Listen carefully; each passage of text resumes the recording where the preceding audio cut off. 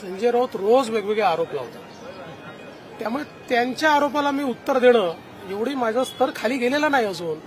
तुम्ही आमच्या एखाद्या प्रवक्त्याला विचारा. 4 मुद्दे घेऊन एक भाजपचा बडा नेता माझ्याजवळ आलेला होता. 3 वर्षापूर्वीच उद्धव ठाकरेंचं सरकार पडलं असतं, मी नकार दिला म्हणून माझ्या घरी दुसऱ्या दिवशी सीबीआयची रेड पडली. इतक्या उशिरा का सांगतायत ते? योग्य वेळी सांगायला पाहिजे होतं ना. मला असं वाटतं की राजकारणामध्ये अशा स्टेटमेंटला काही फार अर्थ नसतो, त्याच्यावर फार रिएक्शन द्यायची नसते. तर सुनील केदार यांची आमदारकी कुठेतरी रद्द होण्याची चिन्ह दिसत आहे. जिल्हा बँक घोटाळ्यामध्ये त्यांना 5 वर्षाची शिक्षा सुनावण्यात आलेली आहे. कशा प्रकारे? नियमानुसार जेव्हा 2 वर्षापेक्षा जास्त शिक्षा होते त्यावेळी कायदा असा आहे की ती शिक्षा प्रोनाऊन्स झाल्यापासूनच आमदारकी ही त्या ठिकाणी रद्द होते.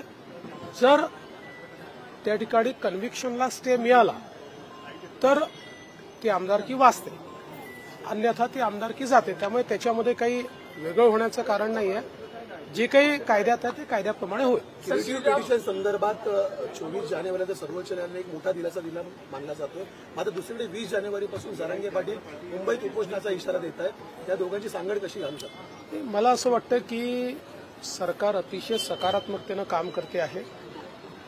विशेषतः माननीय मुख्यमंत्री महोदय हे स्वतः या संपूर्ण प्रकरणामध्ये लक्ष घालून आहेत आणि आज राज्य मागासवर्ग आयोगाने अतिशय वेगाने काम चालू केलेलं आहे. शिंदे समितीचा 2रा अहवाल आलाय, 3रा अहवाल देखील अपेक्षित आहे की ज्याच्यामध्ये मोठ्या प्रमाणात निजामकालीन एंट्रीज या हैदराबादवरनं त्या ठिकाणी आम्ही प्राप्त करून घेतो आहोत. त्यामुळे मला असं वाटतं की राज्य सरकारची सकारात्मकता बघता अशा प्रकारचा निर्णय हा त्यांनी घेऊ नये आणि अशा प्रकारे निश्चितपणे राज्य सरकार योग्य काम करत आहे हे लक्षात आल्यानंतर कदाचित तसा निर्णय तो घेणार नाहीत. आम्ही पूर्ण शक्तीने या ठिकाणी हे सगळं कार्य करतो आहोत. कुठेही ओबीसी समाजाला त्रास होणार नाही, ओबीसी समाजावर अन्याय होणार नाही याची संपूर्ण काळजी घेत मराठा समाजाच्या आरक्षणावर अत्यंत सकारात्मक कारवाई ही राज्य सरकारच्या वतीनं चालली. मुख्यमंत्र्यांनी 25,000 देण्याचे आदेश दिले होते, अधिकारी पालन करत नाही, अशा अधिकाऱ्यांवर काय कारवाई केली जाईल? मुख्यमंत्र्यांचे आदेश जर कुठले अधिकारी पालन करत नसतील तर त्यांच्यावर कडक कारवाई केली जाईल. 20 तारखेला जरांगे यांचं आंदोलन आहे, 22 तारखेला अयोध्येमध्ये राम मंदिराचं आहे.